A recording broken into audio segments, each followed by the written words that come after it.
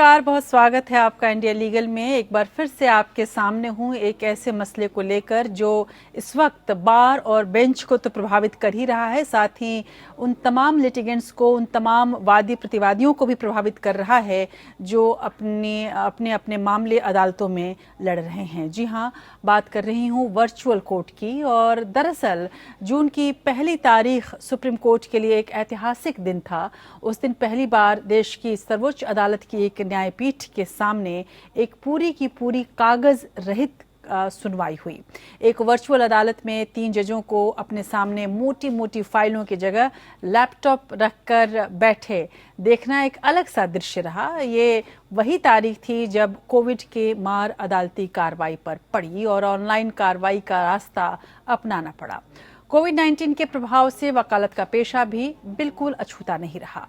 इसका प्रभाव सर्वोच्च अदालत से लेकर निचली अदालतों तक पड़ा। लॉकडाउन के कारण कोर्ट परिसर सूने हो गए। जहां रोज चहल पहल दिखती थी, वहां सन्नाटा छा गया।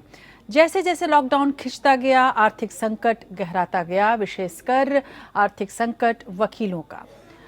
और वकीलों का ये जो आर्थिक संकट था उसका सामना वो आज तक कर रहे हैं। वजह साफ है कि इन सबों की आमदनी का जरिया भी मुवक्किल थे जो अपने मुकदमों की पैरवी के सिलसिले में स्वयं या गवाहों के साथ कोर्ट आते थे, जो अब कोरोना के कारण कोर्ट आने से डर रहे हैं।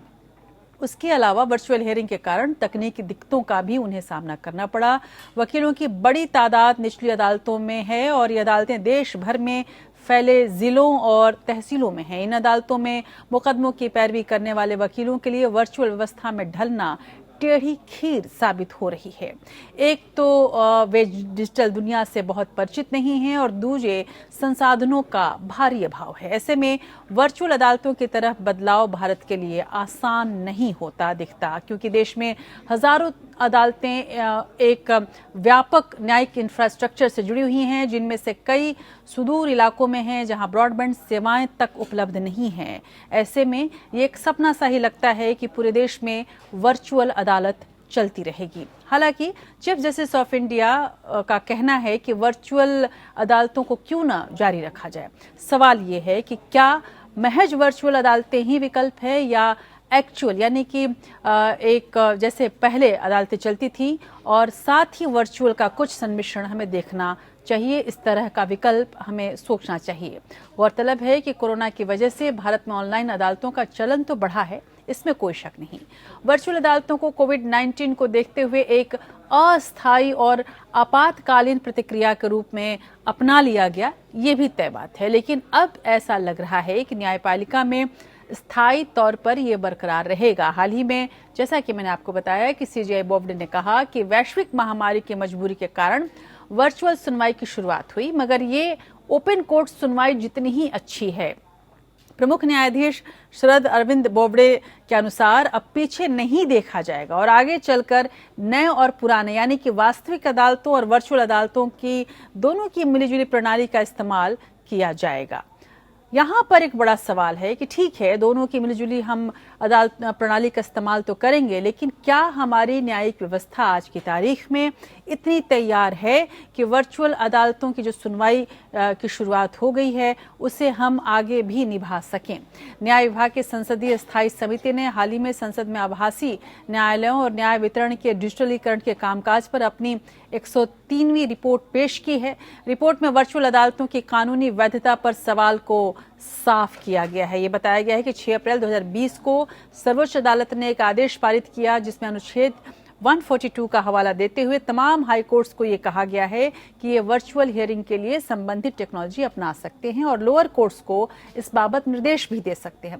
रिपोर्ट में जिन मसलों को सामने रखा गया है वे हैं इंटरनेट कनेक्टिविटी, न्यायिक कमियों की तकनीकी ट्रेनिंग, ओपन कोर्ट का मसला और डेटा सिक्योरिटी और निजता के मसले। ये मसले बेहद अहम हैं। आज हम अपने इस कार्यक्रम में इसी बात पर चर्चा करेंगे और हम आपको ये दिखाएंगे कि जब वर्चुअल कोर्ट्स आज तक चल रही हैं, कमोबेश क्या हालात हैं उन वकीलों के जो वर्चुअल कोर्ट की मार झेल रहे हैं। इसके अलावा किस तरह की परेशानी का सामना वकीलों को और मुवक्किलों को करना पड़ा है।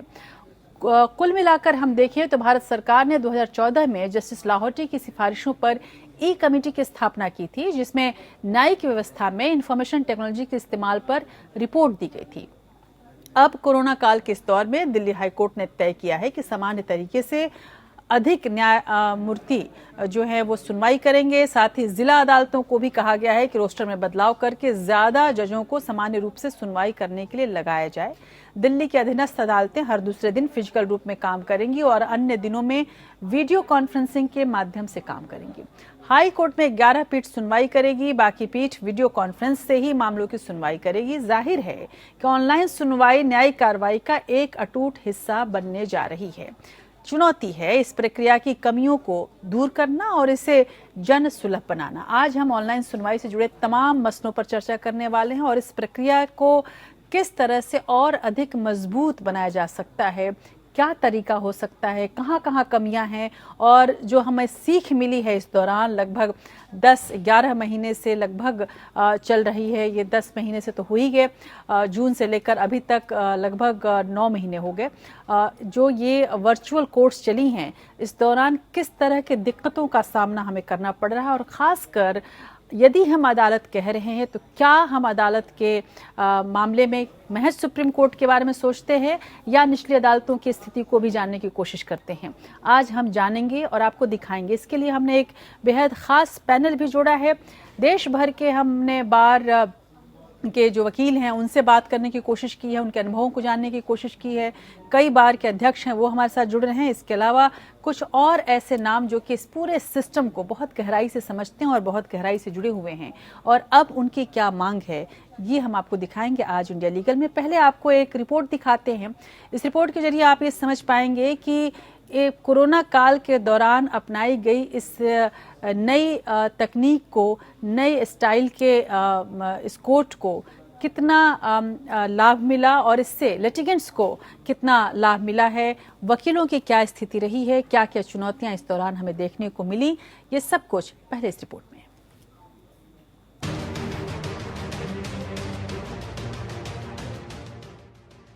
कोरोना काल में वर्चुअल हियरिंग न्यायिक प्रक्रिया का हिस्सा बन गया है। कोरोना संकट सामने आने के बाद से ही सुप्रीम कोर्ट ने सभी हाई कोर्ट्स और अन्य अदालतों में ऑनलाइन सुनवाई करने को कहा था। ऑनलाइन सुनवाई तो चल रही है, लेकिन वर्चुअल सुनवाई के दौर में पहले की तुलना में बहुत कम केस दायर हो रहे हैं। ई फाइलिंग और वर्चुअल कोर्ट में भी सुनवाई के दौरान तकनीकी परेशानियों का सामना करना पड़ रहा है। फिजिकल फाइलिंग और हियरिंग नहीं होने से डिस्पोजल रेट भी कम हो गया है। वैसे न्यायिक व्यवस्था में इंफॉर्मेशन टेक्नोलॉजी के इस्तेमाल की शुरुआत 2004 में हुई, जब सरकार ने ई कमेटी की स्थापना की। ये ई कमेटी जस्टिस लाहौटी की अध्यक्षता में बनाई गई एक कमेटी के सिफारिशों के आधार पर की गई।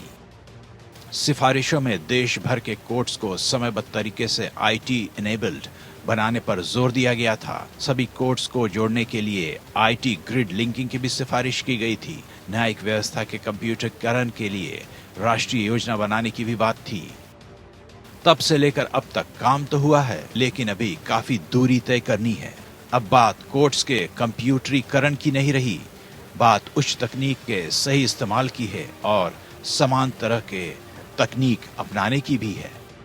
Bureau report. और इस वक्त हमारे साथ तमाम हमारे ख़ास मेहमान जुड़े हुए हैं। पहले उनसे मैं आपका परिचय करा दूं और उसके बाद फिर हम बहस की ओर बढ़ेंगे और उन तमाम प्रतिक्रियाओं को भी आपको दिखाएंगे जो इस दौरान वकीलों ने अनुभव किए हैं। हमारे साथ जस्टिस मुकुल शेरावत जुड़े हुए हैं, पूर्व जज NCLT के। विकास सिंह हमारे साथ जुड़े हुए हैं, वरिष्ठ अधिवक्ता, पूर्व अध्यक्ष SCBA। YP सिंह हमारे साथ जुड़े हुए हैं, अध्यक्ष द्वारका कोर्ट बार एसोसिएशन। साथ ही न्यू दिल्ली बार एसोसिएशन के प्रेसिडेंट RK वाधवा हमारे साथ जुड़ रहे हैं।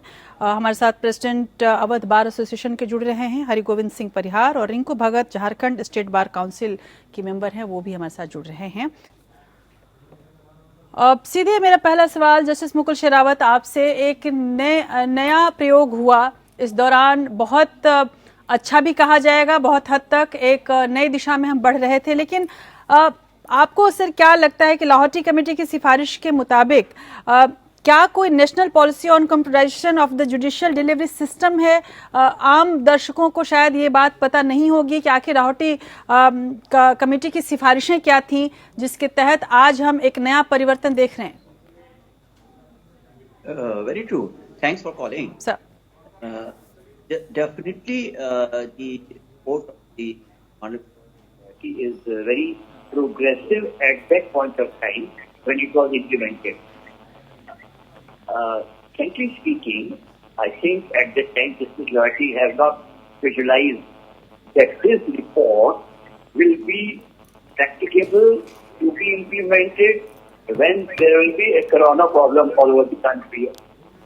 Sir. So I think that at the time he had in his mind certain points, and those recommendations now are implemented, and they are taking some shape. जहाँ तक सवाल है, मैं जो ट्राइब्यूनल से बिलोंग करता हूँ, इनकम टैक्स ट्राइब्यूनल और नेशनल काउंसिल का, इस दोनों ट्राइब्यूनल ने कोरोना पीरियड में वर्चुअल हियरिंग काफी करी और डिस्पोजल दिए, और जो केसेस जिसका बहुत अर्जेंसी थी, जिनको की डेफर नहीं किया सकता, उनको हम हमारे ऑनरेबल मेंबर्स ने जजेस से उसको इम्प्लीमेंट किया। तो एक स्टार्ट पॉइंट है जो कि शुरू हो रहा है, और आगे चल के इसमें इम्प्रूवमेंट जरूर आएगा। एंड आई कॉम्प्लीमेंट द जजेस and our all staff that they are. बिल्कुल सर, लेकिन यहाँ पर एक बड़ा मसला ये आया कि जो तमाम वकील थे वो इस दौरान, बहुत सारे ऐसे वकील थे जिन्होंने इस वर्चुअल सुनवाई की वजह से काफ़ी सफ़र किया, और उनकी जो प्रैक्टिस थी वो प्रॉब्लम में आई, जो लिटिगेंट्स थे उनको प्रॉब्लम हो रही थी। हमारे साथ कुछ बार के प्रेसिडेंट्स भी जुड़े हुए हैं, मैं उनको जोड़ना चाहूँगी यहाँ पर। ख़ास करके जो छोटी अदालतें हैं, जो हाई कोर्ट्स थी, जो ज़िला अदालतें हैं, वहाँ पर सबसे ज़्यादा ये समस्या हुई है। वाईपी सिंह हमारे साथ जुड़े हैं। वाईपी सिंह, हालांकि दिल्ली हाई कोर्ट में 11 बेंच हर दूसरे दिन फिजिकल हियरिंग करेगी, इस पहल को मैं आपसे जानूंगी कि क्या इस पहल को आप कैसे देखेंगे, लेकिन उसके पहले ऑनलाइन सुनवाई के कारण किस तरह का परेशानियों का सामना आप लोगों को करना पड़ा? जी मैम, सबसे पहले तो मैं धन्यवाद करना चाहूंगा एपीएन न्यूज का जी, जो आज ये प्रोग्राम किया आपने। हमारे इस बीच में जो लॉकडाउन के समय, कोविड-19 के दौरान लॉकडाउन के समय जो वर्चुअल हियरिंग थी, वर्चुअल हियरिंग में सबसे पहले तो हमारे जो वकील भाई हैं, बहनें हैं, हमारे पहले से तैयार नहीं है, और उनके पास में जो ये सिग्नल इंस्ट्रूमेंट प्रॉब्लम आई, के पास में सभी के पास में जो लेटेस्ट टेक्नोलॉजी है वो मोबाइल की सबके पास में टेक्नोलॉजी नहीं थी, और साथ में हर जगह जो सिग्नल है वो भी हर जगह सिग्नल। इसमें हमने कोशिश की कि अपनी बारों में जो जितनी भी डिस्ट्रिक्ट कोर्ट्स हैं, अब लाइब्रेरी उनमें फर्निश किए सिस्टम 5, 4, 3 को, तो द्वारका ने भी अपनी लाइब्रेरी को फर्निश किया, लेकिन प्रॉब्लम ये थी कि जो सिग्नल वो प्रॉपरली नहीं आ पा रहा था, और उसकी वजह से जो प्रॉपर सुनवाई है वो प्रॉपर सुनवाई नहीं हो पाई उसमें। जी बिल्कुल। इतना तो हुआ कि हाँ जी, जो इतना तो हुआ कि जो लिटिगेंट्स हैं उनको भी सबके पास में जो लेटेस्ट आईफोन नहीं अवेलेबल है मैम, सभी वकीलों के पास जी बिल्कुल। और बिल्कुल आप ये सही कह रहे हैं, और ये समस्या केवल दिल्ली में के तमाम वकीलों को तो हुई ही है। आप कल्पना कीजिए कि जो छोटे बड़े शहरों के वकील हैं उनको कितनी ज्यादा दिक्कतें होंगी। हमारे संवाददाताओं ने जानने की कोशिश की, सीधे लखनऊ बार आपको लिए चलते हैं, जहां पर हमारे संवाददाता ने वहां के अधिवक्ताओं की परेशानी को जानने की कोशिश की। हमारे साथ बहुत सारे हाईकोर्ट के वकील मौजूद हैं। ये जानते हैं कि आखिर वर्चुअल सुनवाई लॉकडाउन के टाइम में जब शुरू हुई तो किन दिक्कतों का सामना किया गया और आखिर क्या क्या परेशानियां उनके सामने आई। विजय जी मेरे साथ मौजूद हैं। विजय जी, क्या कहेंगे, ऑनलाइन सुनवाई जब शुरू हुई, कोर्ट जब खुले, बंद होने के बाद कोर्ट खुले लॉकडाउन के बाद, तो किस तरह की दिक्कतें सामने आई आप लोगों को? सबसे पहले तो जब कोर्ट खुला तो मुकदमों की एक बाढ़ सी आ गई। काफी दिन तक कोर्ट बंद था, लेकिन फाइलिंग में बहुत ज्यादा दिक्कत का सामना नहीं करना पड़ा। जो दिक्कतें आई वो हेयरिंग के समय आई। हेयरिंग के समय मान लीजिए जज साहब ने लिंक भेजा और लिंक किन्हीं कारणों से उस पर आवाज नहीं आ रही है, कुछ भी नहीं, नेटवर्क प्रॉब्लम है और कट गया, तो हम अपनी बात जो है कहने से चूक गए, कह नहीं सके। सीनियर एडवोकेट्स जो है जब ऑनलाइन हियरिंग चल रही है तो कोई जूनियर्स को पैसे नहीं देना चाहता, कोई जूनियर्स को अपने ऑफिसेज में नहीं रखना चाहता, क्योंकि उनको भी जब उनकी भी एक्सपेंसेस बढ़े हैं उनकी भी जो इनकम है वो कम हुई है, तो वो जूनियर्स को नहीं संभालना चाहते। इस वजह से बहुत सारे जूनियर्स जो हैं दिल्ली से उनको पलायन करना पड़ा। वर्चुअल हेयरिंग के दौरान जितने भी लिंक भेजे जा रहे हैं या जूम्स हो गया या कई माध्यमों से जिस तरीके से इंटरेक्ट हो रहे हैं कोर्ट, लेकिन उनका जो डाटा है वो कोई भी नहीं बोल सकता कि 100% वो सिक्योर या सेफ है।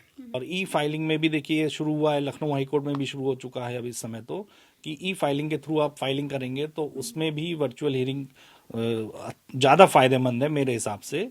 और physical hearing actually lower courts में फिजिकल हियरिंग का जरूरी है, और क्योंकि वहाँ पे अभी इस वक्त भी कोरोना के बाद भी वर्चुअल हियरिंग का कोई कॉन्सेप्ट नहीं। बिल्कुल, और ये प्रतिक्रियाएं हैं कि किस तरह की समस्या हो रही है। केवल महज मैं ये जरूर आपको दिखाना चाह रही हूँ इसलिए भी कि तमाम हमारे पैनलिस्ट इस बात को भी समझ रहे हैं कि आखिर ये जो एक हम नई दिशा में बढ़े हैं, भविष्य की ओर बढ़े, वाकई क्या हम इस भविष्य के लिए तैयार हैं, और अगर तैयार नहीं है तो कहाँ कहाँ तैयारी की जरूरत है। इस पर हम तमाम अपने पैनलिस्टों से सलाह भी लेंगे। मुंबई चलती हूँ, वहाँ पर ये माना जाता है कि मुंबई की जो अदालतें हैं वो ज़्यादा वेल इक्विप्ड हैं, जैसे कि दिल्ली की अदालतें मानी जाती हैं, जैसे सुप्रीम कोर्ट मानी जाती है। वहाँ पर भी दिक्कतें कम नहीं रहीं। वहाँ ले चलती हूँ, वहाँ के अधिवक्ताओं की क्या प्रतिक्रियाएं हैं, ये हमारे संवाददाता ने जानने की कोशिश की।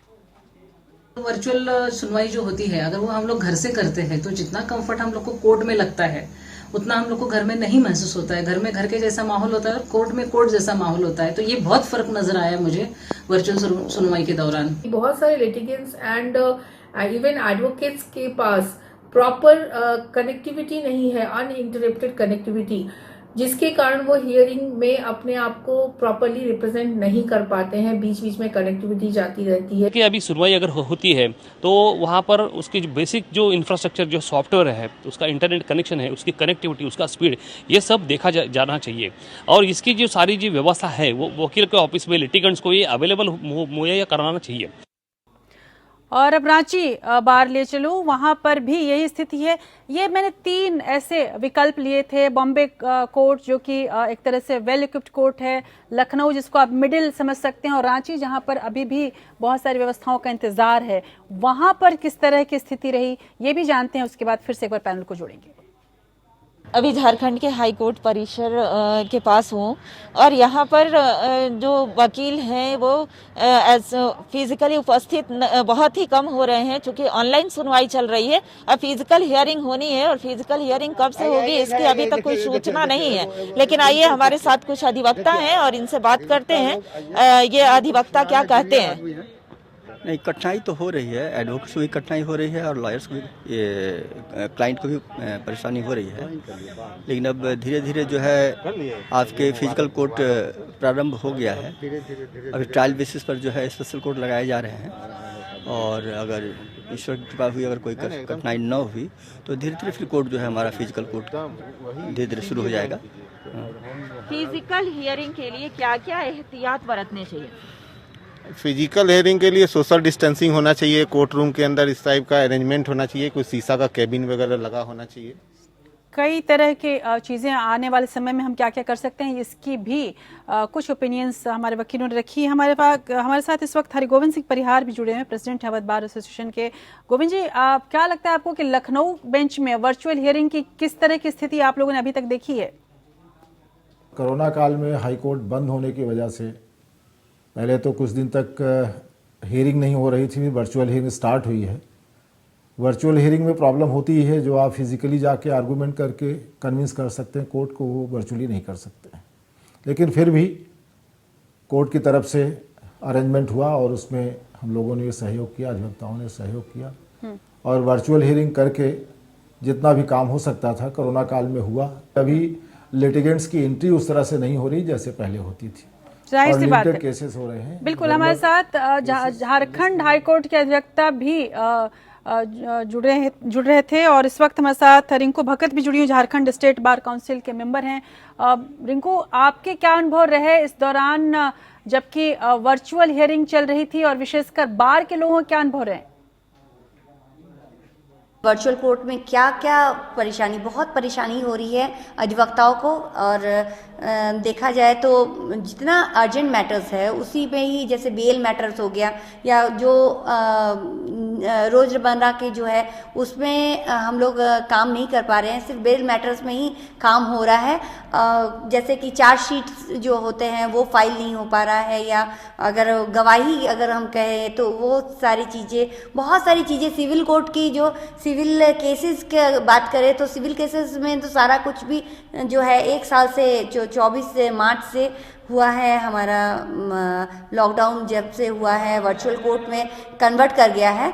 तो उस समय से देखा जाए तो वकील जो समुदाय है पूरा देश में वर्चुअल कोर्ट चल रहा है और बहुत सारी केसेस जो है पेंडिंग पड़ी रह रही है। बहुत सारे अधिवक्ता जो हैं अलग अलग क्षेत्र से आते हैं, कोई जो है इंटीरियर एरिया से आते हैं, वहाँ पर नेटवर्क की कमी होती है, या जैसे बहस कर रहे हैं, बहस करते करते नेटवर्क चली जाती है, आवाज़ सुनाई नहीं देती है, या जज साहब कुछ बोल रहे हैं तो उसकी आवाज़ नहीं सुनाई आती है। ऐसे इसी तरह से बहुत सारी चीज़ें जो हैं अधिवक्ताओं को सहन करना पड़ रहा है। बिल्कुल, कुछ व्यवस्थाएं भी शुरू हो गई हैं वहाँ पर।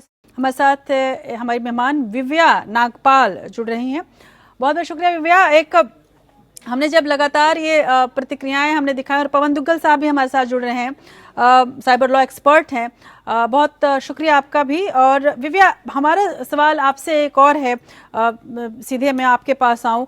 जिस तरह से तमाम वकीलों की एक ही प्रतिक्रिया थी कि सुविधाओं की कमी है, बहुत कुछ लीक हो जाता है, समझ में नहीं आता है, एक अधिवक्ता होने के नाते आपके एक्सपीरियंस क्या रहे और कहाँ वाकई आपने वो समस्या देखी है? नेटवर्क इंटरफेस का प्रॉब्लम तो बहुत सीरियस है, बिकॉज अभी एक तरीके से प्रोसेस सिर्फ कंप्यूटराइजेशन रहा है। To connect to the lawyer, that is secondary. But ये कुछ हद तक जिस पेंडेमिक के सिचुएशन में रहते हुए जिस तरीके से सीमलेस प्रोसेस को करने की कोशिश की गई है, उससे ये बहुत अच्छा कदम रहा है। आप ये देखिए, हमारे पास 2004 में ये पॉलिसी आई थी कंप्यूटराइजेशन ऑफ जुडिशियल सिस्टम की। 2014 में उसका फेज 2 भी आया, लेकिन उसके बाद भी कुछ काम खास नहीं हुआ था। लेकिन बाय आप इसे वर्च्यू कहिए या अनफॉर्चुनेट कहिए, पेंडेमिक की वजह से जितनी तेजी से कंप्यूटराइजेशन और ये सब, उससे प्रॉब्लम हमें बहुत हुई है, लेकिन कुछ ना कुछ तो फेस करना ही पड़ेगा।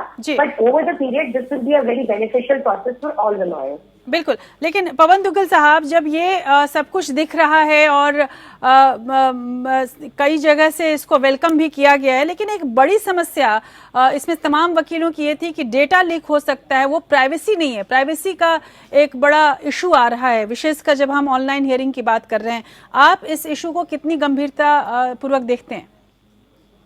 देखिए, हम लोगों ने ऑनलाइन हियरिंग प्रारंभ तो कर दी, लेकिन उनके साथ जो जुड़ी हुई चुनौतियां हैं उनको शायद इफेक्टिवली अभी तक एड्रेस करने में हम सफल नहीं हो पाए। हम लोग अभी भी कुछ प्लेटफॉर्म का इस्तेमाल कर रहे हैं, मुख्यतः वेबएक्स।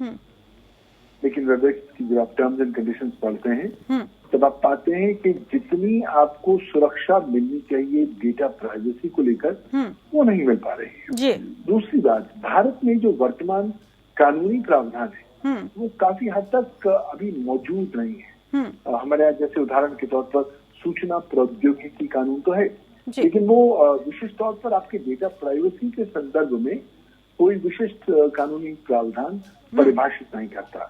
और अगर आप पृष्ठभूमि पर देखें तो आप पाएंगे कि कोई डेटा प्रोटेक्शन कानून नहीं है, कोई निजता संबंधी कानून नहीं है भारत के पास, ना ही भारत के पास कोई साइबर सुरक्षा का कानून है। तो इस तमाम सारे संदर्भ में अब जब हम वर्चुअल हियरिंग बिल्कुल एक डिफॉल्ट मोड पर ले आए हैं, मुझे लगता है कि हमें वर्चुअल हियरिंग के संदर्भ में डिजिटल प्राइवेसी को किस तरह संरक्षित किया जाए, उस पर ठोस रूल्स एंड रेगुलेशंस बनाने चाहिए। पहला बात है कि हो सकता है इंतजार करें कि सरकार कानून लेकर आए, लेकिन सरकार कानून लेकर आए या ना आए, न्यायालय, सुप्रीम कोर्ट, हाई कोर्ट अपने रूल्स एंड रेगुलेशंस बनाकर बिल्कुल आपकी जो डेटा प्राइवेसी है उसके मामलों को इफेक्टिवली एड्रेस कर सकती है और एनेबलिंग लीगल फ्रेमवर्क दे सकती है। बिल्कुल, इस वक्त विकास सिंह भी हमारे साथ जुड़ गए। विकास सिंह जी, ये तमाम जो चुनौतियां हैं, डेटा प्राइवेसी की चुनौती है, इसके अलावा जो वर्चुअल कोर्ट्स जिस तरह से चले, तमाम वकीलों की हमने प्रतिक्रियाएं देखी। मैक्सिमम लोगों का ये कहना है, अधिकतम लोगों का ये कहना है कि हम बहुत ज्यादा कंफर्टेबल नहीं है इससे, और आने वाले समय में भले इसके लिए तैयार हो जाए, पर अभी दोनों ही चीजें एक साथ चलनी चाहिए। आपका अनुभव क्या रहा है और आप इसको किस तरह से देख रहे हैं? क्योंकि एक SCBA के पूर्व अध्यक्ष होने के नाते भी, और जिस तरह से चीफ जस्टिस ऑफ इंडिया ने कहा है कि अब तो ये रहेगा, आपको क्या लगता है कि कितने हम तैयार हैं इस वर्चुअल कोर्ट के लिए? देखिए, अगर कोई चीज स्वेच्छा से लाई जाए ना तो सोच समझ के लाई जाती है जी, और उसमें सारे हम उसको उसके पहलू को सारा समझ लेते हैं। ये एक चीज जबरदस्ती लाई गई है, और जबरदस्ती लाई गई चीज अभी तक का जो अनुभव है वो ये है, अमीर क्लाइंट के लिए और पहुंचे हुए वकीलों के लिए सिर्फ फायदेमंद है। ना तो गरीब क्लाइंट इसमें उसको जस्टिस मिल पा रहा है, ना ही जो ऑर्डिनरी वकील है वो इसका प्रयोग कर पा रहा है। तो इसलिए जो अगर आपको सिर्फ न्याय प्रणाली को सिर्फ अमीर क्लाइंट और पहुंचे हुए वकीलों के लिए सिर्फ अगर रखना है तो आप यही चलाते रहिए। लेकिन अगर आपको चाहना है कि न्याय जो है सबको मिले, गरीब को भी मिले, हर जो आदमी अफोर्ड नहीं कर सकता बड़े वकील को या पहुंचे हुए वकील को या जो एस्टैब्लिश्ड वकील को, और जो छोटे वकीलों को इंगेज करता है, जो कम पैसे में उनका काम कर देते हैं, अगर वैसे केसेस को आपको नहीं सुनना है तो बहुत अच्छी बात है, तो फिर आप चलाते रहिए, बोलिए अब तो सिर्फ अमीरों की। जी, लेकिन विकास सिंह जी, कोरोना भी एक बहुत बड़ा चैलेंज है, इसमें कोई शक नहीं है, और यदि अब हम फिजिकल हियरिंग की ओर बढ़ रहे हैं तो किस तरह की तैयारियों की जरूरत है? आपको लगता है कि इस कोविड के सिचुएशन में क्या वाकई उतनी तैयारी हो सकती है? ठीक है, हम वर्चुअल के लिए तैयार नहीं है, लेकिन क्या फिजिकल हियरिंग के लिए भी कोरोना के मद्देनजर हम तैयार हैं? उस तरह की तैयारियां हमने कर रखी हैं? ये भी तो एक बड़ा सवाल है। देखिए, तैयारी तो करनी पड़ती है ना। आज के दिन पूरा देश खुल गया है, लेकिन न्याय प्रणाली नहीं खुल रही है। क्यों नहीं खुल रही है? क्योंकि आपको लगता है भीड़ होगा। भीड़ अगर कम करने का कोई तरीका भी तो सोचना चाहिए। किसने सोचा है कि भीड़ कैसे कम किया जा सकता है? मैंने चीफ जस्टिस को आज से 10 महीने पहले अप्रैल में एक एप्लीकेशन फाइल किया है। मैंने कहा है कि आप जो 4.5 घंटे का टाइम होता है, आप क्यों नहीं घंटों के हिसाब से मैटर लगाए, जिसमें कि जिसका मालूम है मेरा दूसरे घंटे पे मैटर है वो कोर्ट के बाहर ना तो बाहर खड़ा होगा ना कोर्ट रूम में शायद आएगा, वो अपने टाइम से ही घुसेगा। 10 मैटर के लोग अगर सिर्फ एक बार में घुसे कोर्ट रूम में, और जब वो 10 मैटर खत्म हो तो उसको फिर सैनिटाइज करके दोबारा 10 मैटर के लोग घुसे, तो क्यों नहीं आप इस समय भी कर सकते हैं? भले थोड़ा सा स्लो हो जाएगा, लेकिन कम आम आदमी को जस्टिस तो मिल पाएगा, आम वकीलों को मौका तो मिल पाएगा कि वो आम आदमियों का केस कर सके। इस सिस्टम में तो ये तो जबरदस्ती सिस्टम ये एक तरीके से चलाए चले जा रहे हैं बिना सोचे समझे। किसने इस बात की सोच की है या किसने इस बात के बारे में बिल्कुल कि किस तरह से हम आज के कोरोना के टाइम में हम कोर्ट को खोल सके या ना खोल सके? जजेस ने तो शीशा बना लिया अपने बैठने के सामने, रजिस्ट्रार के बाद में शीशा बन गया है, लेकिन वकीलों में जो भीड़ होगी। जस्टिस मुकुल शेरावत आप हमारे साथ बने रहिए। विकास सिंह जी, जस्टिस मुकुल शेरावत, इस पर मैं आपसे प्रतिक्रिया चाहूंगी। तमाम जो जजेस का एक डर था, विशेषकर CJI ने कहा है कि कोरोना के लिए सबसे अच्छा उपाय यही था, और इसमें कोई शक नहीं कि कोरोना के लिए सबसे अच्छा उपाय यही था। लेकिन मेरे 3-4 सवाल हैं एक पत्रकार होने के नाते और एक आम नागरिक की समझ के हिसाब से मैं जरूर जानना चाहूंगी। एक तो ये कि ठीक है, ये वर्चुअल हियरिंग शुरू हो गई, लेकिन जो अब तक हमने एक बार देखा था कि IT ग्रिड जो सुप्रीम कोर्ट और हाई कोर्ट्स को जोड़ता है, ये प्रोजेक्ट ही क्या वाकई सफल रहा? अभी तक हमने ये उदाहरण देखे जब वर्चुअल कोर्ट की सुनवाई हो रही थी, उस दौरान भी कि तमाम ऐसे फेल्योर्स हुए, जैसा कि पवन दुग्गल बता रहे हैं कि हम तैयार नहीं थे, अचानक से ये चीज आई थी। लेकिन 9 महीने के बाद अब जबकि हम धीरे धीरे खुल रहे हैं और हमें तैयारी करनी होगी, आप कहाँ देखते हैं कहाँ सबसे ज्यादा ध्यान देने की जरूरत है, विशेषकर यदि आप वर्चुअल के साथ ही आगे बढ़ना चाहते हैं तो? So, madam, one thing is very clear, sir, that when the COVID started, it was all of a sudden. Sir. But in 9 months' time, if I visualize from 0 to 10 scale, then I think that we are more than 50% successful in implementing the virtual hearing in big cities. I agree that in towns, it is difficult. But Bombay, one of the cities where hearing is implemented and quite successful. Secondly, I want to conclude with a remark that there is a saying that justice should reach at the doorstep of the litigant. So this is one of these steps where the litigants can entertain, they can see their progress on the screen, and it requires but that is the problem, sir. If a litigant is from from somewhere in a village and his case is going on in Supreme Court or in any court, how will assure his reach to his case? It's not possible, sir. That is the main challenge. I'll take your answer.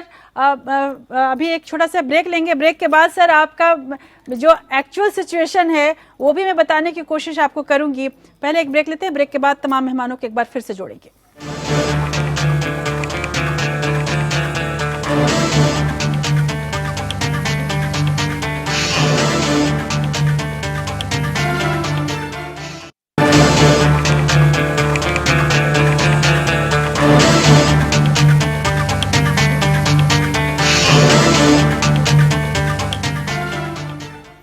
और आप देख रहे हैं India legal और हमारे साथ तमाम हमारे खास मेहमान जुड़े हुए हैं. जस्टिस मुकुल शेरावत हमारे साथ जुड़े हुए हैं, विकास सिंह पूर्व अध्यक्ष SCBA के हमारे साथ जुड़े हुए हैं, YP सिंह हमारे साथ जुड़े हुए हैं अध्यक्ष हैं द्वारका कोर्ट बार एसोसिएशन के, और साथ ही विव्या नागपाल अधिवक्ता हमारे साथ जुड़ी हुई हैं, पवन दुग्गल साहब हमारे साथ जुड़े हुए हैं, हमारे साइबर एक्सपर्ट भी हैं और साइबर लॉ एक्सपर्ट भी हैं और साथ ही इस पूरे विषय पर विशेष जानकारी रखते हैं. और इसलिए जो जस्टिस मुकुल शेरावत जो आप कह रहे थे कि लिटिगेंट्स की पहुंच कैसे बनाई जाए, ये अपने आप में एक चुनौती है.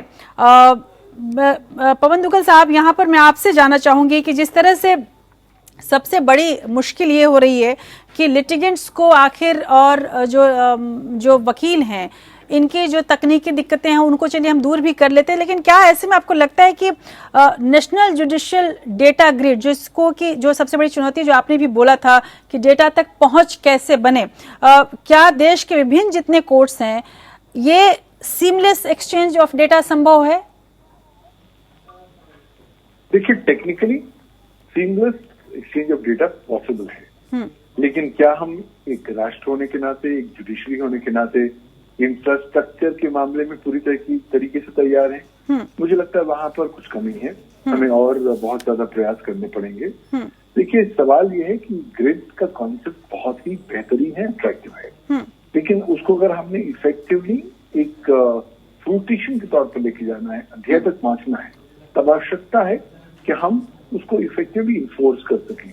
अभी क्या है, लोग ग्रिड के बारे में सुन तो रहे हैं, लेकिन वो ग्रिड किस तरीके से आम व्यक्ति के जीवन तक पहुंचेगा, किस तरीके से एडमिनिस्ट्रेशन ऑफ जस्टिस को लोगों के जीवन का हिस्सा बना देगा, ये वो ध्येय हैं जिनकी पूर्ति के लिए अभी हमें काफी कदम उठाने पड़ेंगे. और वैसे भी केवल ग्रिड होने से ही ऐसा नहीं होगा कि हम बटन दबा देंगे और एकदम जादू की छड़ी आ जाएगी. आवश्यकता है कि आपको इनेबलिंग लीगल फ्रेमवर्क लाना पड़ेगा ग्रिड को लेकर, जो मौजूद नहीं है. क्योंकि इलेक्ट्रॉनिक फॉर्मेट लीगल है आईटी एक्ट में, लेकिन फिर भी इनेबलिंग लीगल फ्रेमवर्क इस ग्रिड्स को इफेक्टिव इन्फोर्समेंट करने के लिए ज्यादा जरूरी होगा. जी, जस्टिस मुकुल शेरावत, यहाँ एक सवाल जो हमने देखा वकीलों की ये भी था कि जो ई फाइलिंग शुरू हुई है वो भी अपने आप में एक चुनौतीपूर्ण है. कॉज लिस्ट है, केस स्टेटस और ऑर्डर जो है, जजमेंट को ढूंढने और डाउनलोड करने का जो तरीका है वो तमाम कोर्ट्स में अलग अलग है. Do you think that here we need a uniformity? Yes, very true. A uniform system is required. And for that, time to time applications are issued, but it is subject to a court. Say, National Commission has issued their notifications, which are not exactly at par with income tax, etc. So, a uniform system is required, and this grid will be successful. Madam Editor, what is happening right now? Sir. It is virtual hearing you are doing. Yes. But sir, still we are facing lots of technical problem. That is the problem, sir. We are facing, we are facing the audio dropouts and the video dropouts, and that's why we are worried about the virtual hearing as well. Same is happening with those systems. So as far as I do agree, as far as strict enforcement is concerned, no, it's not welcome. It cannot be welcomed. Sir. In the beginning, it can be optional. It is happening in some of the courts that if the lawyer and the litigant want physical hearing, they can opt. And if they want virtual hearing, they can. So in the beginning, there should be a mixture of both the things. But sir, actual, sir, very right sir, but actual and जो actual hearing है and virtual hearing में जो सबसे बड़े concern एक और है वकीलों का, जैसा कि सर आपने सुना कि आमदनी भी कम हुई। जो छोटे वकील हैं, जो बडिंग वकील हैं, उन तक मुवक्किल पहुंच भी नहीं पा रहा है। हमारे साथ आर.के. वाधवा भी जुड़े हुए हैं, न्यू दिल्ली बार एसोसिएशन के प्रेसिडेंट हैं। उनसे भी जानते हैं कि किस तरह की दिक्कतें, आमदनी की किस तरह की दिक्कतें उनके सामने आई हैं। किस तरह की दिक्कतें हुई वाधवा साहब आपको? ये बात तो तय है कि जब से कोविड शुरू हुआ जी, लॉयर्स के लिए आर्थिक परेशानियां बहुत शुरू हो गई, क्योंकि कोई भी क्लाइंट फीस देने से पहले वो ये कहता है जी कि आप कोर्ट में कब आएंगे। लिहाजा सारे काम बंद हो गए। जब से कचहरी बंद हुई तब से वकीलों की अपीयरेंसेस बंद हो गई, वकीलों का काम करना बंद हो गया, उनकी फीस बंद हो गई। उन सब लोगों के लिए बहुत परेशानियां, बहुत दिक्कतें शुरू हुई है जी।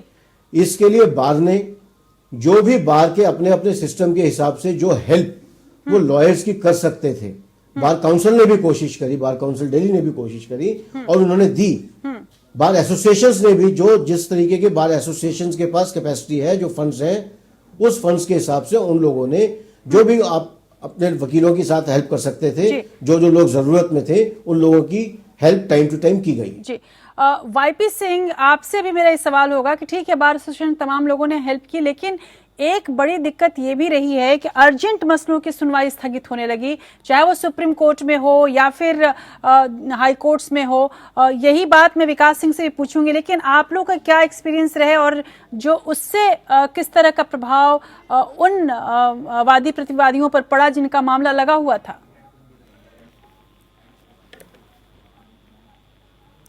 वाईपी सिंह, ये सवाल आपसे है मेरा।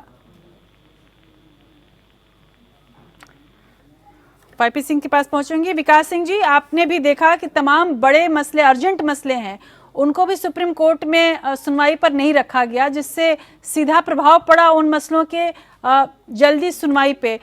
काफी हद तक कोविड का नाम लिया गया, लेकिन इस तरह की चीजें आगे चलती रही तो अभी भी ये टालने का मामला आगे बढ़ता रहेगा। इसको किस तरह से देखते हैं आप? देखिए, आपने एक बड़ा अहम सवाल शुरू में पूछा था कि इस तरह का जो ऑनलाइन हियरिंग है, इसकी कुछ प्रक्रिया चलती रहेगी शायद। ऑनलाइन की प्रक्रिया चलेगी और चलनी चाहिए भी, क्योंकि कोर्ट में जिस तरह का भीड़ है, जिस तरह का ओवर क्राउडिंग है, अगर साइमल्टेनियसली दोनों चलता रहे तो उसमें कोई दिक्कत नहीं होगी वकीलों को जी। जैसे फॉर इंस्टेंस सुप्रीम कोर्ट में ही अगर ऑनलाइन के लिए कुछ बना दिया जाए, एक जगह क्यूबिकल्स, जहां पर कि वकील अपेयर करके वहां से कोर्ट में भी कर सके और ऑनलाइन भी कर सके, तो उसमें दिक्कत नहीं होगी।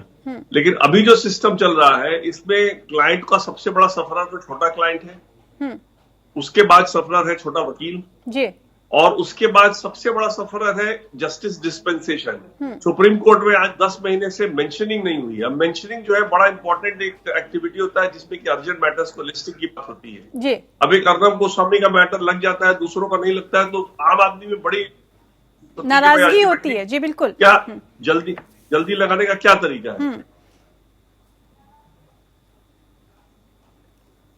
जी बिल्कुल बिल्कुल। विकास सिंह जी, आप अपनी बात पूरी कर। बिल्कुल, ये एक बड़ा मसला है और इसके साथ ही हमारे साथ विव्या नागपाल भी जुड़ी है। विव्या, यहाँ दो चीजें हैं, एक तो ये अर्जेंट मैटर की हियरिंग, एक छोटे वकील बड़े वकील हैं। मैं एक महिला होने के नाते जानती हूँ कि इन आंकड़ों से हम आंखें नहीं चुरा सकते कि जो महिलाओं की स्थिति है, जुडिशरी में हो या लीगल सिस्टम में हो, वो बहुत कम है। अभी भी उस तरह की उनकी पहुंच, उस तरह से उनकी एंट्री, उस तरह से उनका पोर्शन नहीं है, उतना प्रतिशत में महिलाएं नहीं है, वैसे ही उनके पास कई बार ऐसा होता है कि मामले नहीं होते हैं या कम होते हैं। अब जब ये वर्चुअल हियरिंग हुई, उनके लिए चैलेंज और ज़्यादा कहीं बढ़ गए। आपको लगता है कि वाकई इस दौरान महिलाओं के लिए विशेष अलग तरीके के चैलेंजेस का सामना करना पड़ा? बिल्कुल बिल्कुल। इनफैक्ट जो छोटे कोर्ट्स हैं जहाँ पे वकील अपने हर आने वाले लिटिगेंट को पकड़ के मैटर लेता है, वहाँ पे महिलाएं और भी थोड़ी जो है थोड़ा झिझक के बात करती है किसी नए लिटिगेंट से। वर्चुअल हियरिंग में वो अपॉर्चुनिटी का भी लॉस हो गया। बिल्कुल जी। तो महिलाओं के लिए दिक्कत तो अधिवक्ताओं के लिए ओवरऑल सबके तरीके से रही, लेकिन महिलाओं के लिए भी थोड़ी सी दिक्कत थोड़ी सी ज्यादा पड़ गई इसके लिए। जी। ऐसे में विव्या, आप किस तरह के उपाय देखती हैं इस स्थिति को सुधारने के लिए? सर, जैसे दुग्गल साहब ने कहा, प्रोसेस बिल्कुल स्ट्रीमलाइन होने में टाइम लगेगा, और विकास सर ने भी कहा ये बात बिल्कुल ठीक है। हमें आज की डेट में दोनों का बैलेंस लेके चलना है। We have to take care of our legal certainty as well as the judiciary limitation as to implementation of the thing. The entire process has to be litigant centric, so that the lawyers can approach the litigants, the litigants can handle the matter properly accordingly. तो ये चीज तो जरूरी है कि जब तक process streamline नहीं होती तब तक दोनों चीज का बैलेंस होना जरूरी है, नहीं तो वकीलों की हालत बहुत खराब है। इसीलिए बहुत आवाज उठ रही है कि फिजिकल हियरिंग होनी चाहिए, क्योंकि बहुत बुरी हालत है। बिल्कुल। वाईपी सिंह, आप लोगों की आवाज में कितना दम है, किस तरह से आगे इसको कोर्ट ले रही है, खासकर मुवक्किलों के मद्देनजर किस तरह की आप लोगों ने मांगे रखी हैं जिसकी वजह से एक्चुअल हियरिंग जो है वो शुरू हो? जाहिर सी बात है कि आप लोगों ने लगातार दिक्कतें देखी हैं, तो कुछ इसके लिए उपाय भी सोचा होगा कि जब एक्चुअल हियरिंग शुरू होगी, कोरोना का समय है, किस तरह से तमाम अन्य कोर्टों में, क्योंकि हमारे लिए अदालत महज सुप्रीम कोर्ट नहीं है, वहां तो फिर भी व्यवस्था हो सकती है, जिला अदालतें भी है, छोटे कोर्ट्स भी हैं, वहां किस तरह की व्यवस्था की उम्मीद एक वकील करता है? इसमें मैं ये कहना चाहूंगा कि अभी हमारी जो दिल्ली की प्रॉब्लम थी, तो 11 तारीख को बार काउंसिल ऑफ दिल्ली और बार एसोसिएशन की कोऑर्डिनेशन कमेटी की सभी अध्यक्ष, सेक्रेटरी और वाइस प्रेसिडेंट मौजूद थे, तो हमारी मीटिंग हुई थी। तो मीटिंग में यही मेन हमने मुद्दा उठाया था कि 100% फिजिकल हियरिंग जो ना वो शुरू होनी चाहिए, क्योंकि अभी हो क्या रहा है कि प्रेस केसेस सभी वकीलों के पास आते नहीं है जी। दूसरी बात जो लिटिगेंट्स है, लिटिगेंट्स में जो ट्रायल में पेंडिंग केसेज हैं उनका डिस्पोजल हो नहीं पा रहा है। ओनली जो फॉर्मेलिटीज है वो हो जाती है, छोटी हियरिंग हो जाती है, बिकॉज क्या ना हम अपनी एविडेंस जो ना वो प्रॉपरली रख ही नहीं पाते वो वर्चुअल हियरिंग में। जी जी। आर्गुमेंट के साथ साथ में जो एविडेंस है वो भी रखी जानी चाहिए, वो हम रख नहीं पाते। तो हमने अभी 18 तारीख से हमारे यहाँ पे दिल्ली में जो अदालतें हैं 50% फिजिकल और वर्चुअल हियरिंग पे जो ना, और हम डिमांड कर रहे हैं कि फर्स्ट अभी इनफैक्ट तो अभी इमीडिएट इफेक्ट जो ना फिजिकल हियरिंग शुरू होनी चाहिए थी, लेकिन एटलीस्ट 1 फरवरी से फिजिकल हियरिंग 100% कराए, ताकि जो न्याय व्यवस्था है उसमें न्याय। चलिए ये डिमांड, ये मांग हर जगह हो रही है कि एक्चुअल और फिजिकल दोनों ही हियरिंग हो, तब जाके स्थिति सुधर सकती है। लेकिन जस्टिस मुकुल शरावत, यहाँ एक बड़ा चैलेंज ये भी है जो हमने वर्चुअल हियरिंग के दौरान देखा है कि जितनी दिक्कतें इस पूरे सिस्टम को समझने में और इसका एक्सरसाइज करने में वकीलों को हुई है, शायद उतनी ही दिक्कतें जजों को भी हुई हैं, क्योंकि तमाम ऐसे जज भी थे जो बहुत ज़्यादा टेक्नोलॉजी से savvy नहीं थे। तो डू यू थिंक कि अब जब हम एक्चुअल और वर्चुअल दोनों की बात कर रहे हैं, एक बहुत अच्छा कदम ये साबित हो सकता है आने वाले समय में केसों को जल्दी निपटाने के लिए? आपको लगता है कि अब तमाम जजों को भी, चाहे वो ट्राइब्यूनल के हों, हाईकोर्ट के हों, छोटे हों, बड़े हों, उनको एक इस तरह की व्यवस्था में डालने की जरूरत है कि वो टेक्नो savvy हो सके और इस तरह के वर्चुअल सिस्टम के लिए रेडी हो सके और साथ ही प्राइवेसी का ध्यान रख सकें? Right, very good. So one is there that during this COVID, I particularly know some of my respected colleagues, they have been affected because of the COVID. Some got infection from the file, staff, and so virtual hearing was at that time was the need of the hour. As far as the to know this latest equipment. Sir. So the new recruitment of the private secretary stenos are based upon their capability to assist a judge, not only just typing, but also in monitoring the virtual hearing, computerization, and the Zoom hearing and every ranking. So now they have changed the system of recruitment of the staff. They are on the job and they are doing it. My humble suggestion this time is, and all our learned panelists can think over it, that let a designated or two designated courts in the roster who are equipped with the virtual hearing, and the rest of the courts can start with the physical hearing. So the option can be given, and because this experiment should not stop. We do appreciate the difficulties of our lawyers and litigants both, but this in the years to come is going to help the society. This is my personal opinion. Sir बिल्कुल। Before कि मैं पवन दुग्गल के पास इसके पहले कि पवन दुग्गल साहब के पास जाऊं और एक फाइनल कमेंट लूं इस पूरे मामले का, एक बार फिर से आपको दिखाती हूं ताकि पवन दुग्गल साहब आप जब फाइनल कमेंट बताएं और एक उपाय बताएं कि आने वाले समय में हम किस तरह से आगे कर सकते हैं, एक्चुअल और वर्चुअल को इसका सदुपयोग कैसे कर सकते हैं।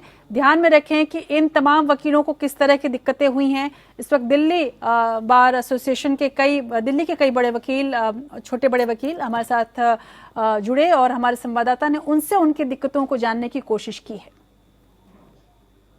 ऑनलाइन हियरिंग को लेकर क्या परेशानी हो रही है, इस पर बात करने के लिए इस वक्त हमारे साथ पटियाला हाउस कोर्ट के कुछ वकील हैं। आइए सीधे इनसे बात करते हैं।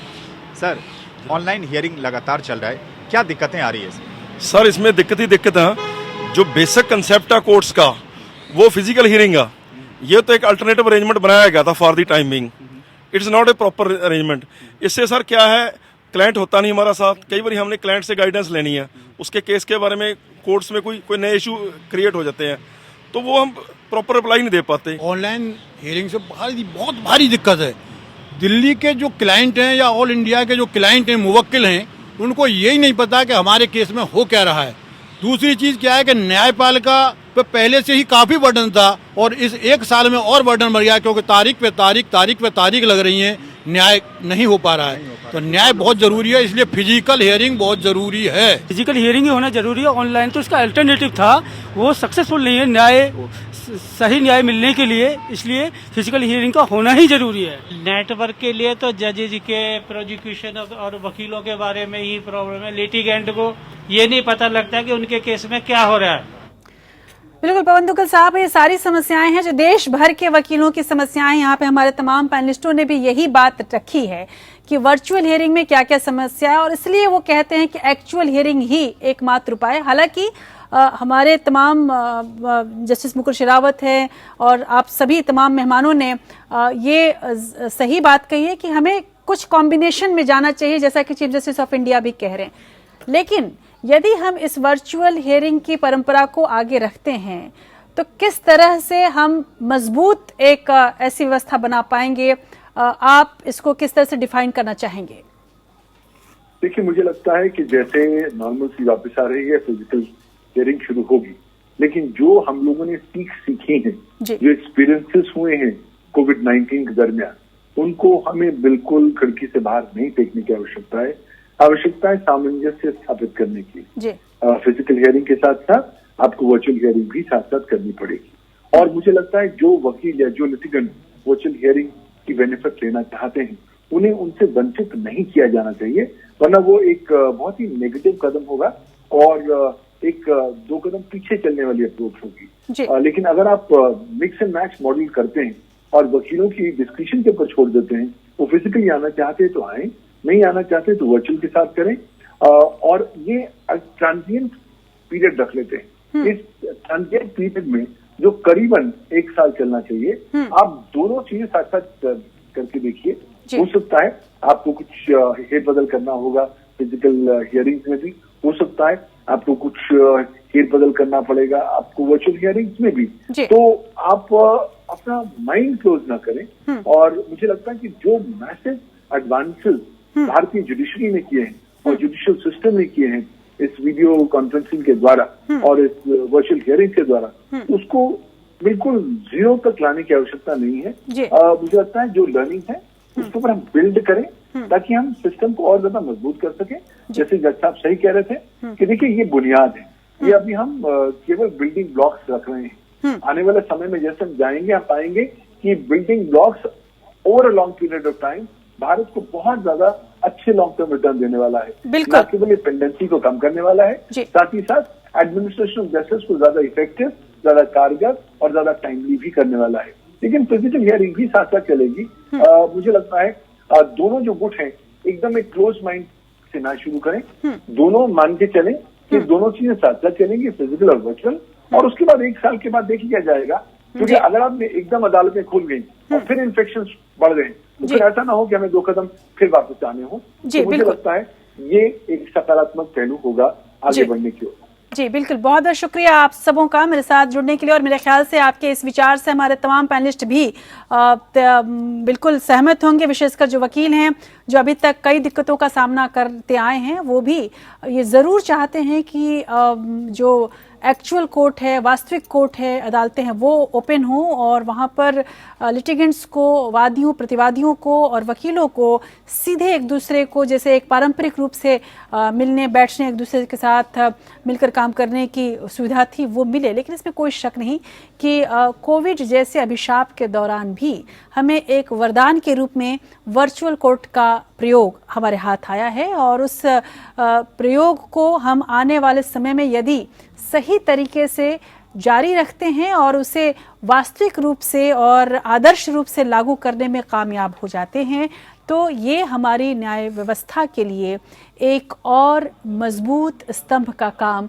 करेगी, इसमें कोई शक नहीं। ज़रूरत ये है कि इसे संतुलित किया जाए और इसे साथ ही आम लोगों तक सुलभ कराया जाए। इसकी जो दिक्कतें हैं, जो इसमें कमियां हैं, उन्हें दूर करते हुए और हम आने वाले आधुनिक समय के लिए अपनी न्याय व्यवस्था को तैयार कर पाएँ, तो ये हमारे लिए एक बहुत बड़ी, जिसको कहा जाए, लक्ष्य प्राप्ति होगी, जिसकी कल्पना आज तक हमारे तमाम न्यायविदों ने की है कि न्याय सबको सुलभ हो। ये उस तरफ बढ़ता हुआ एक बड़ा कदम कहा जा सकता है। लेकिन हम शायद इस बात को समझने की हमें अब कोशिश करनी चाहिए कि महज वर्चुअल की जिद भी ठीक नहीं रहेगी और महज वास्तविक कोर्ट की जिद भी ठीक नहीं रहेगी। दोनों का सम्मिश्रण बहुत ज़रूरी है। तो आज इंडिया लीगल में बस इतना ही। अगले हफ्ते फिर आपके सामने आऊँगी एक अहम मसले के साथ। आप जुड़े रहिए हमारे साथ। नमस्कार।